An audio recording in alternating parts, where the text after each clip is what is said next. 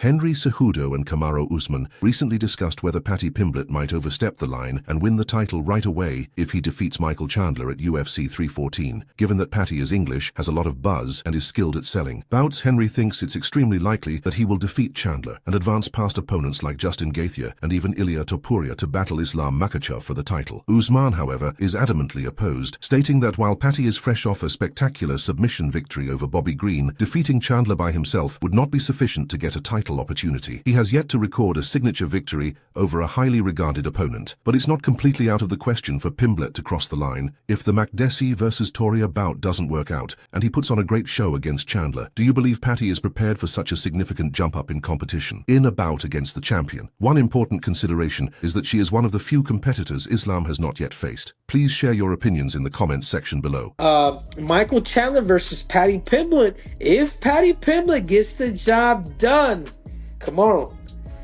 If he gets the job done, Paddy Pimblett could potentially skip that line and go all the way to the front and potentially be the next title challenger. What do you think, man? Am I crazy, Kush? Whoa. No. I think you are a little. That's a little far-fetched. If Paddy Pimblett gets past Michael Chandler, that does not warrant a title shot. When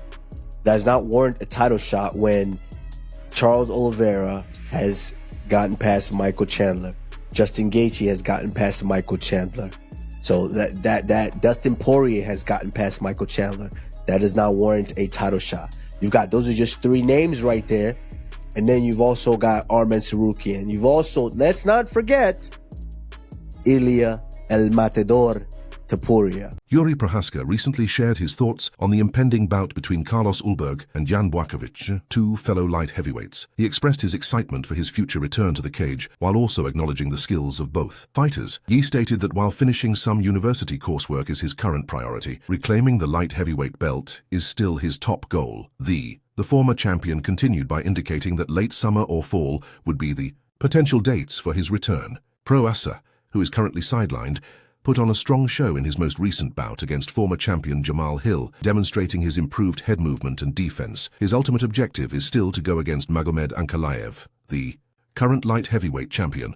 The Taizom, they have a contentious past. Ankalaev overthrew long-ruling Alex Pereira, which led to a furious back and forth between the two. Prasa doesn't think Anilai is particularly noteworthy. While praising Dagan's pressure inside the cage, he has made it clear that he is not concerned about Magomed as a rival. Man, I think how old he is. He's an old guy. He knows the game really well. So yeah, I think for him it will be not a problem. Maybe he is a little bit too old. I don't know what is his age, but because he's going with a really young guy, with Ulberg. So let's see. Ulberg have some good weapons. Yeah, left hook, movement, aggressive style, and Błachowicz is controlling the game, controlling good movement, a good defense. Let's see, let the better win. When do you want to return? Like I said, I need to make successfully the exams from the university, like in June, 15 June. And after that, I wanna be focused for a great preparation. And then in August, October, something like that, the date of fight, yeah. Following Sean Strickland's extremely nasty tweet about Islam, Khamzat Chimaev sent the former champion a scary letter. Fans, especially those in the Muslim community, were outraged by Strickland's contentious article, in which he ridiculed the faith and asserted that even AI finds it difficult to defend it. Being a devoted Muslim, Khamzat was never one to hold back when it came to insulting others, particularly about his religion.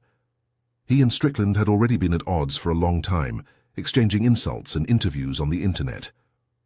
Shia's tight association with the tyrant, Kadyrov, has been ridiculed by Sean on numerous occasions, even going so far as to call him a chin. In retaliation, Khamzat has brought up Strickland's problematic past, even making fun of him for experiencing abuse as a child. Kham has now gone farther after Strickland's most recent assault on Islam. When challenged about Strickland's tweet during a recent interview on his friend Adam Zuba's YouTube channel, he didn't hold back and gave what sounded like a death threat. Talking is not crazy because I know this is a fighting sport We punch each other in the face and bleed inside the cage. But there still needs to be some professionalism. There will be some awful things that happen because you talk too much. You know, someone could die. In response to a question about how Pitbull might fare against the Mexican, Alexander Volkanovski recently discussed Pitbull's UFC debut against Jair Rodriguez, which is scheduled for the same card as his upcoming fight in April. He acknowledged the challenge, describing it as a tough matchup, and he also discussed Pitbull's audacious assertion that he is the true featherweight king, expressing interest in possibly facing him in the future, despite the increasing discussion surrounding Pitbull's move to the UFC. Vul, who recently suffered a brutal knockout loss to Ilia Tapua, a fight that rocked his career momentum, is still focused on staying active in defending his title. He emphasized his desire to fight 3 times this year, citing his goal to stay busy and give contenders like Pitbull the opportunity for a title shot sooner rather than later. In order to prove that he is still the best fighter in the division, Alex promised to use the defeat as motivation for his redemption and return stronger than before. Also, we've got Patricio Pitbull coming into the UFC. He'll be making his debut on the same card as yourself in April. Firstly, how do you think he does against Yair Rodriguez, again, a guy that you know? And also, he said the real featherweight king has arrived. So do you think that maybe yourself and he might meet one another soon enough? Well, obviously there was a lot of talks while he was over there and I was doing my thing. Obviously, I'm not paying too much attention to that. But I want to be active. I talk about being active. He puts on a performance. Like, he is obviously a tough matchup. He puts on a performance. And the UFC want it. I want to be active. So, you know, whether it was Lopez, Mosba, then him straight away. I want to do all that in 1 year. So I'm happy to fight 3 times this year. So I can keep them all busy and give them all what they want. You know what I mean? They all want a title shot.